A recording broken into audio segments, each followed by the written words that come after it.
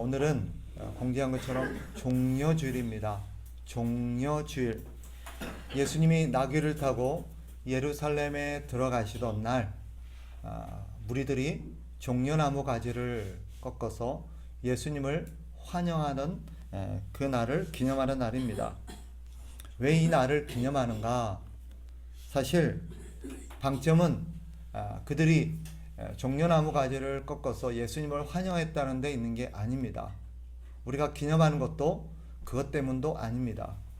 예수님이 우리를 위해서 십자가에 죽으시기 위해 예루살렘에 들어가신 날이다라는 데 방점이 있습니다. 그리고 그 날이 마지막 예수님이 우리를 위해서 십자가에 죽으시기 전에 마지막 고난을 당하신 일주일의 첫 날이다라는 데 의미가 있습니다. 그러니까 오늘부터 주님께서는 마지막 한 주간을 이제 십자가를 위해서 예루살렘에 들어가셨고 우리를 위한 마지막 행보를 행하셨다라는 데 의의가 있다라고 볼 수 있습니다. 그래서 종려주일의 핵심은 고난에 있습니다. 그래서 이 주간을 고난주간 혹은 순환주간이라고 부르기도 합니다. 그날 예수님은 나귀를 타고 예루살렘에 들어가십니다.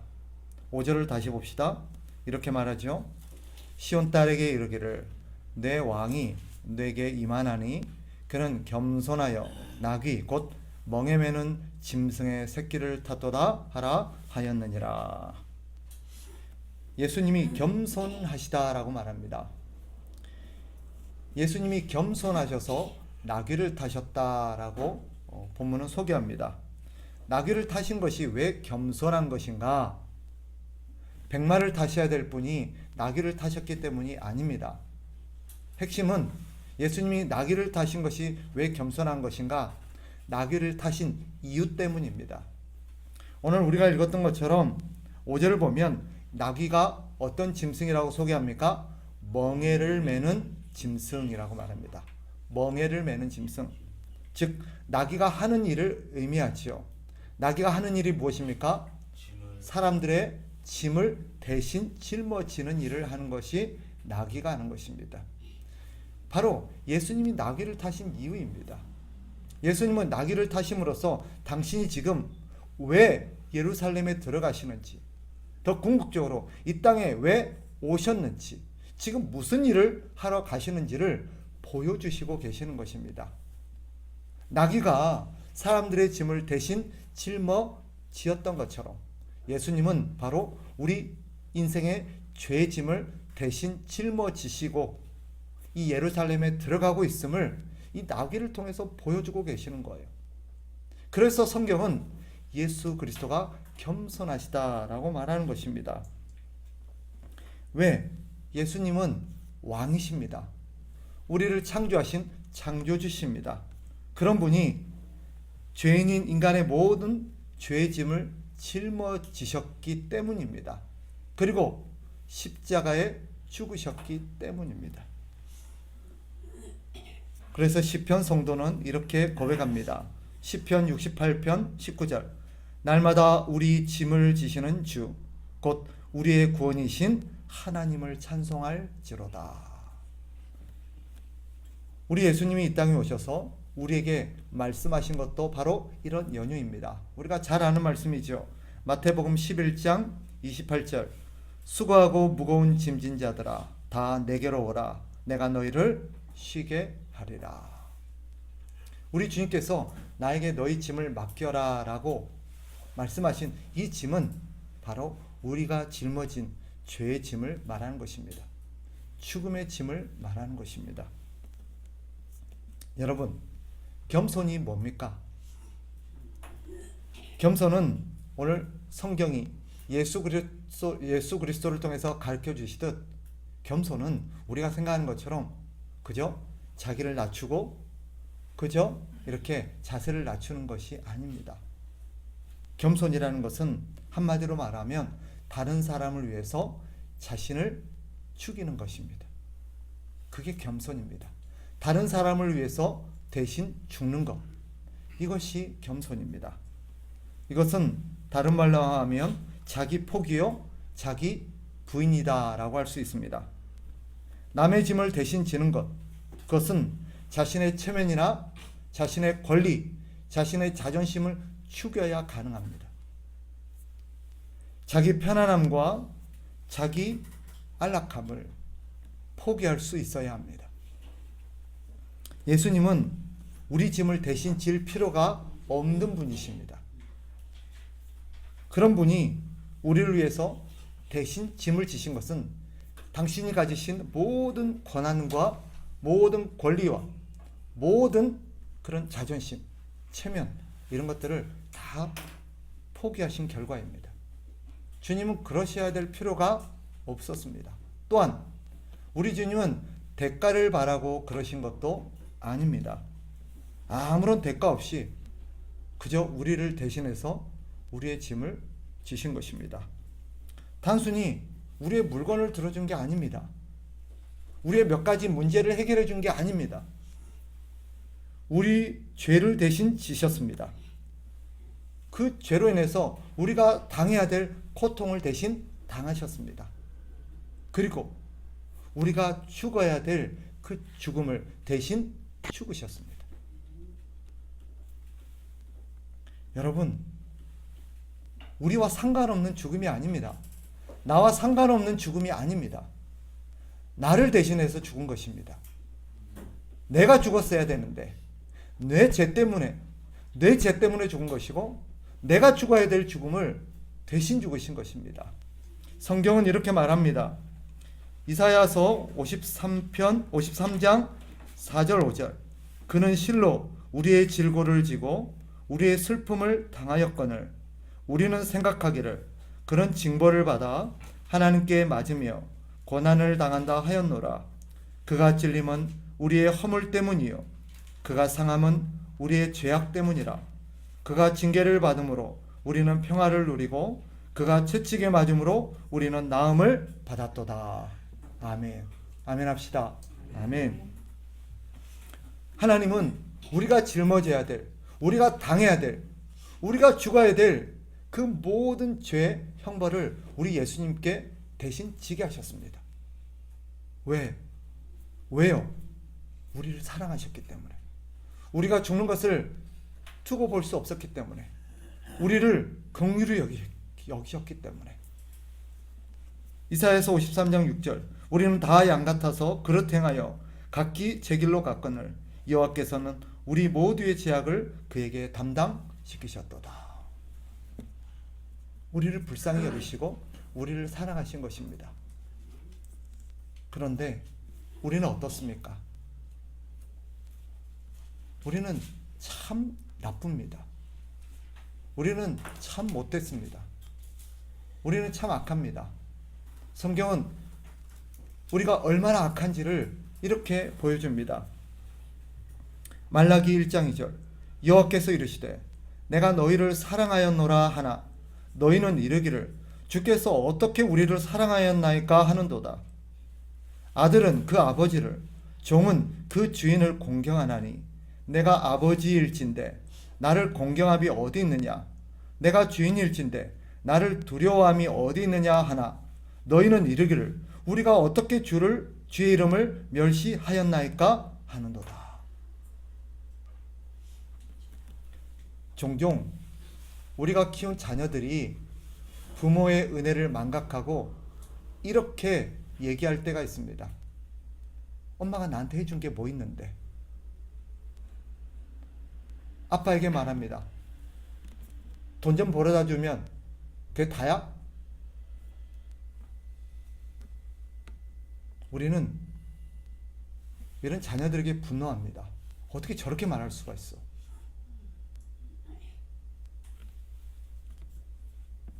그런데 정작 우리가 하나님께 그렇게 하고 있다라고는 생각하지를 못합니다.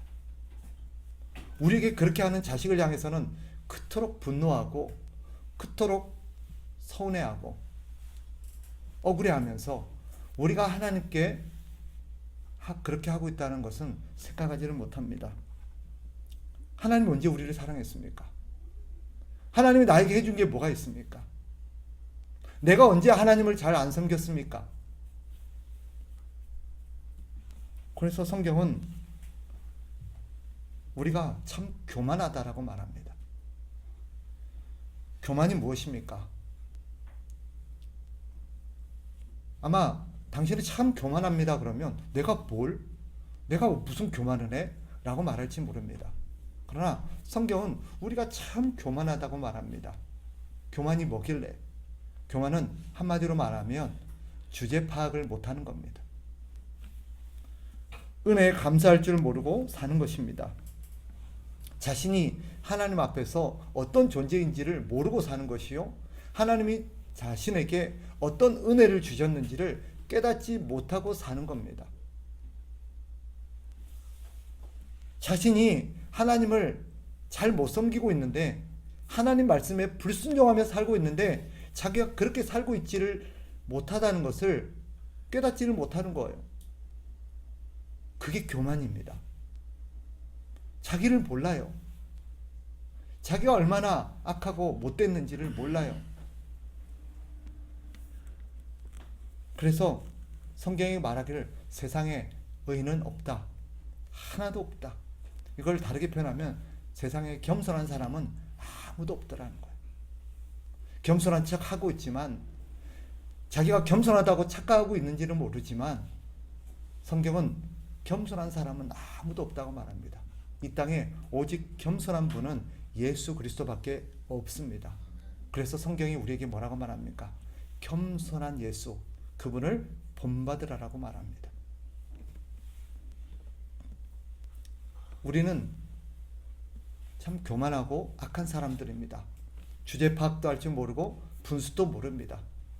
그런 우리가 겸손할 수는 없습니다. 오직 우리에게 유일한 소망이 있다면 성령께서 우리에게 은혜를 주셔서 우리를 깨닫게 해주시는 것 밖에는 길이 없습니다. 그래서 우리가 이 시간 하나님 앞에 소원해야 된다면, 성령 하나님, 나를 깨닫게 해주셔서 내가 어떤 존재인지, 내 인간의 민낯을, 내 신앙의 민낯을 보게 해주십시오. 내가 어떤 존재인지, 내가 얼마나 교만하고 얼마나 못됐고 얼마나 이기적이며 얼마나 불순종하고 얼마나 하나님을 못 섬기고 있는지를 깨닫게 해달라고 기도해야 됩니다. 거기서부터 시작됩니다. 하나님이, 성령 하나님께서 우리를 깨닫게 해주셔야만이 내 교만의 비늘이 벗겨집니다. 그때야 비로소 우리는 깨닫게 됩니다. 인간의 겸손이 뭔지 아십니까? 인간의 겸손은 그저 자기를 낮추거나 그저 뭔가 몇 가지를 내가 포기하는 게 아닙니다. 인간의 겸손이라는 것은 하나님 앞에서 자기를 인정하는 것입니다. 자기를 아는 것입니다. 그래서 겸손한 사람이 어떤 사람이에요? 자기가 죄인임을 고백하는 사람입니다. 하나님, 난 참 못됐습니다. 나는 참 죄를 많이 짓고 삽니다. 하나님 볼 면목이 없습니다.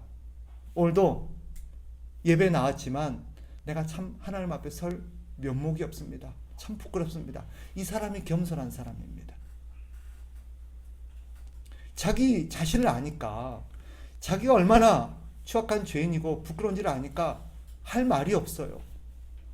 그런 사람이 무슨 하나님 앞에서 할 말이 있으며 무슨 다른 사람 앞에서 할 말이 있겠습니까? 그래서 겸손한 사람의 특징이 무엇입니까?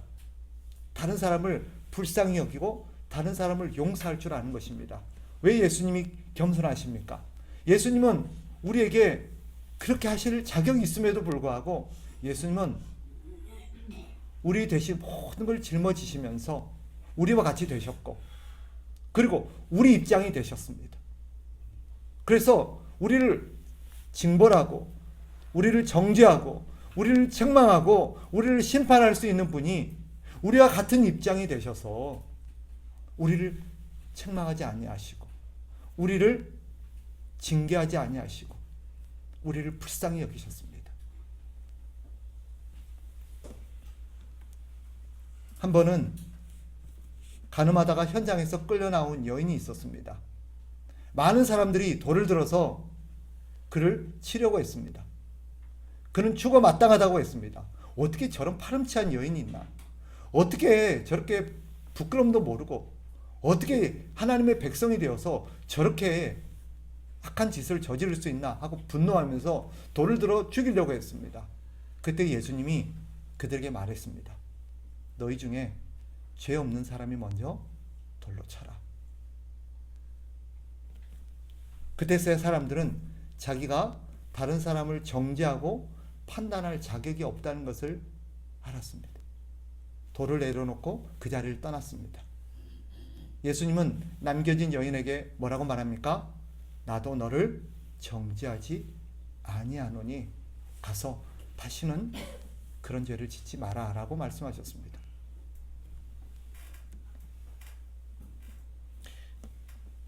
우리에게 이런 은혜가 필요합니다.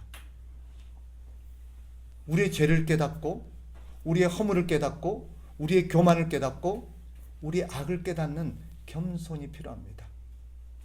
그러려면 성령께서 깨닫게 하셔야 합니다. 그래야 비로소 우리 눈에 교만의 비늘이 벗겨질 수 있습니다. 그때야 비로소 내가 얼마나 악하고 얼마나 부끄러운 죄인인지를 보게 됩니다. 그때서야 비로소 우리는 다른 사람을 불쌍히 여기게 되고 다른 사람을 향한 정죄의 입술을 그치게 됩니다.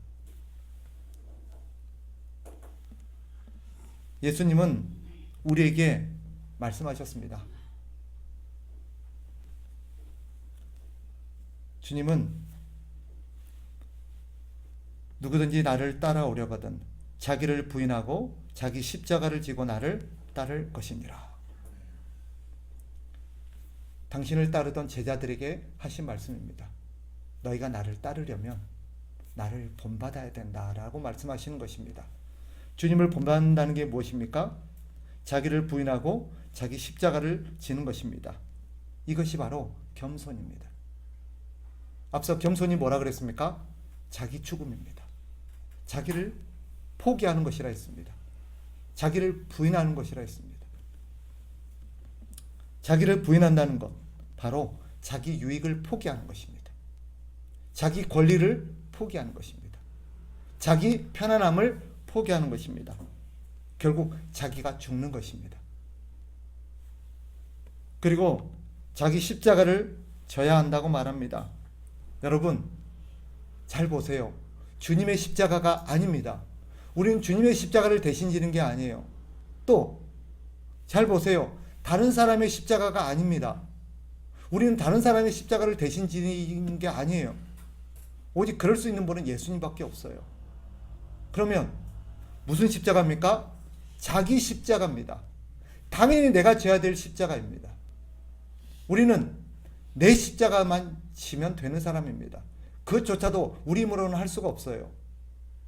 내가 져야 될 십자가가 무엇입니까? 나의 십자가가 무엇입니까? 빌립보서 2장 4절을 보면 그것이 무엇인지를 잘 설명해 줍니다. 각각 자기 일을 돌볼 뿐더러 또한 각각 다른 사람들의 일을 돌보아 나의 기쁨을 충만하게 하라. 갈라디아서 6장 2절은 또 이렇게 설명합니다. 너희가 짐을 서로 지라 그리하여 그리스도의 법을 성취하라. 정리해 보면 자기 십자가를 진다는 것은 두 가지로 설명이 가능합니다. 첫째는 내가 마땅히 해야 될 일을 함으로써 다른 사람에게 짐이 되지 않는 것입니다. 내가 해야 될 마땅한 일, 내가 마땅히 해야 될 일을 함으로써 다른 사람에게 짐이 되지 않는 것, 이게 내 십자가를 지는 것입니다. 예를 들어 볼까요? 우리 집에서 같이 살다 보면 가족 구성원으로서 내가 해야 될 일이 있습니다. 적어도 내 방은 누가 치워야 됩니까? 내가 치워야 합니다. 내가 치우지 않으면 이 방을 누가 치우게 되어 있습니까? 다른 사람이 치우게 되어 있어요. 그죠? 나의 십자가를 진다는 것은 내가 해야 될 내 방을 내가 청소하는 것입니다.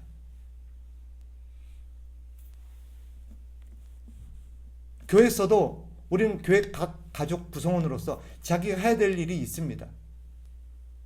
내가 해야 될 일을 내가 함으로써 다른 사람에게 짐이 되지 않는 것입니다. 그게 내 십자가를 지는 거예요. 또한 내 십자가를 진다는 것은 나에게 맡긴 사람들을 돌보아 주는 것입니다. 나에게 맡긴 사람들을 돌보는 것. 주님께서 우리에게 맡긴 사람들이 있습니다. 돌봐 주라고. 그들은 우리를 가족이라고 말합니다. 우리에게 맡겨진 가족들, 한 가족 되게 하시고 한 공동체 되게 하신 사람들을 우리는 돌아보고 돌봐야 될 책임이 있습니다. 이것이 나의 십자가에 포함되어 있습니다. 성경이 말하지요. 각각 자기 일을 돌볼 뿐더러 또한 각각 다른 사람들의 일을 돌보아 나의 기쁨을 충만하게 하라.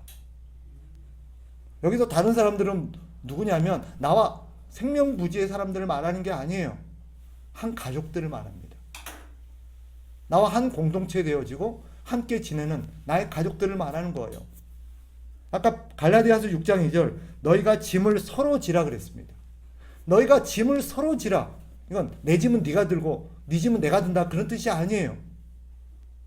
이것은 뭐예요? 우리 가운데는 너무 연약해서 너무 힘이 없어서 너무 믿음이 약해서 자기가 마땅히 져야 될 짐을 질 수 없는 사람들이 있습니다. 너무 가난해서 자기 삶조차도 꾸려나갈 수 없는 사람들이 있어요. 너무 믿음이 약해서 자기 기도조차도 할 줄 모르는 사람들이 있습니다. 너무 심지가 너무 마음이 너무 약해가지고 자기 중심을 못 잡는 사람도 있고요. 너무 건강이 약해서 자기 힘으로는 예배당에 나올 수 없는 사람도 있습니다. 너희 짐을 서로 지라는 것은 그런 사람을 우리가 함께 짊어져서 도와주라는 뜻입니다. 기도해야 되는데 기도할 수 없는 사람들을 위해서 우리가 함께 기도해 주는 것입니다. 너무 가난해서 자기 스스로는 생존할 수 없는 사람들에게 우리가 함께 피로를 나누면서 그들이 함께 살아갈 수 있도록 섬겨주는 것입니다. 너무 아파서 너무 몸이 약해서 자기 힘으로는 예배당에 나올 수 없는 사람들을 우리가 함께 안아서 업어서 우리 주님 앞에 함께 데리고 나와주는 것입니다.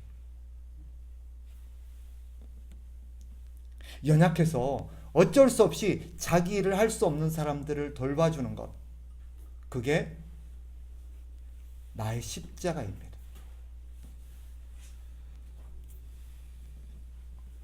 우리는 삶이 너무 고단하다고 너무 힘들다고 불평할 때가 있습니다.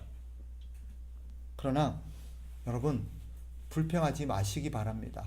왜냐하면 사실 우리 인생에 가장 무겁고 가장 고통스럽고 가장 힘든 짐은 우리 예수님이 대신 지셨어요. 우리 주님이 우리에게 남겨주신 짐은 우리가 짊어질 수 있는 짐입니다. 우리가 져야 마땅한 짐입니다. 우리가 능히 할 수 있는 것들입니다. 우리 주님이 우리를 위하여 지신 짐이 진짜 무거운 짐이고 그건 우리가 질 수 없기에 우리 주님이 대신 지신 겁니다. 우리가 아이들을 키우잖아요. 아이들과 함께 어린 아이들과 함께 어디를 가다 보면 진짜 아이가 들 수 없는 아이 짐인데도 불구하고 아이 짐인데 아이가 들어야 되는 게 마땅한데 아이가께는 너무 무거운 짐을 어떻게 합니까? 우리가 대신 집니다. 그런데도 아이는 가다가 다리가 아프다, 힘들다, 불평합니다. 마치 우리가 그렇습니다. 여러분, 우리 주님이 우리를 위해서 우리 짐을 다 짊어지셨음을 믿으시기 바랍니다. 그리고 우리에게 남겨진 짐 우리가 지고 있는 짐은 지극히 일부임을 믿으시기 바랍니다. 우리가 진짜 힘들고 어렵다고 말하지만 진짜 힘들고 어려운 것은 우리 주님이 다 감당하고 계신 줄 믿으시기 바랍니다. 그러니 우리가 해야 될 것은 무엇이겠습니까? 우리 주님의 은혜에 고마워하는 것입니다. 우리 힘들 때마다 어려울 때마다 우리 주님 생각하면서 내가 참 주님 생각하면 부끄럽지. 힘든 게 있지요. 어려운 게 있지요. 고통스러운 게 있습니다. 없지는 않아요. 그런데 우리 주님이 짊어지신 우리 짐에 비하면 아무것도 아닙니다. 우리는 그것을 생각하면서 힘들고 어려울 때마다 삶이 팍팍해서 너무 고통스러워서 힘들다 싶을 때마다 우리를 우리의 모든 짐을 대신 지신 우리 주님을 묵상하시고 우리 주님 앞에 감사하시기 바랍니다. 그러면 우리가 짊어진 짐이, 우리의 인생이 그렇게 고단하지 않다라는 것을 깨닫게 될 것입니다. 그리고 우리 주님이 우리에게 말씀하신 것처럼 우리 주님이 나를 따르라고 하셨을 때 자기 십자가를 지고 우리 주님을 따르라고 하신 것처럼 우리는 우리 주님이 우리에게 맡겨주신 그 작은 짐, 그 십자가를 지고 주님을 따라야 될 줄 믿습니다. 그것이 우리 주님의 제자요 주님을 믿는 자의 본분인 줄 믿습니다. 말씀을 정리하겠습니다. 우리는 주님을 본받아 겸손해야 합니다. 우리가 겸손하다는 것은 우리가 누구인지 우리 분수를 아는 것이요, 우리의 처지, 우리의 부끄러움을 아는 것입니다. 자기 주제를 파악할 줄 아는 것입니다. 그게 겸손입니다. 그런 사람은 우리 주님의 말씀을 따라서 감사할 줄 압니다. 진짜 그래서 겸손한 사람은 감사할 줄 아는 사람입니다. 우리 주님의 은혜에 감사할 줄 알고 우리에게 남겨진 작은 짐조차도, 힘겨움조차도 감사할 줄 아는 사람입니다. 나는 원래 더 큰 고통을 당했어야 되는데, 더 큰 어려움을 당했어야 되는데 우리 주님이 그건 다 당하시고 나는 지극히 작은 것만 짊어지고 있구나. 내가 맞아야 될 매와 내가 맞아야 될 고통은 우리 주님이 다 당하시고 우리는 지극히 작은 것, 그것만 당하고 있다는 것을 우리는 깨달아야 합니다. 여러분, 그리고 우리에게 맡겨진 십자가를 집시다. 그것은 내가 해야 될 일을 함으로써 다른 사람에게 짐이 되지 않는 것입니다. 그리고 내가 섬겨야 될 사람들을 돌보는 것입니다. 연약해서 스스로는 할 수 없는 사람들, 그 사람들을 우리가 돌보아서 그들의 짐을 같이 짊어지고 함께 어깨동무해주고 함께 손을 잡아주고 함께 나눠 먹고 함께 길을 걸어가고 함께 그 어려움 속에 우리가 함께 있어주는 것, 그것이 우리가 져야 될 십자가인 줄 믿습니다. 우리 주님을 본받아 다시 한번 주님의 은혜에 감사하고 우리에게 맡겨진 십자가를 지고 주님을 묵묵히 따르는 저와 여러분 되시기를 주의 이름으로 축복합니다.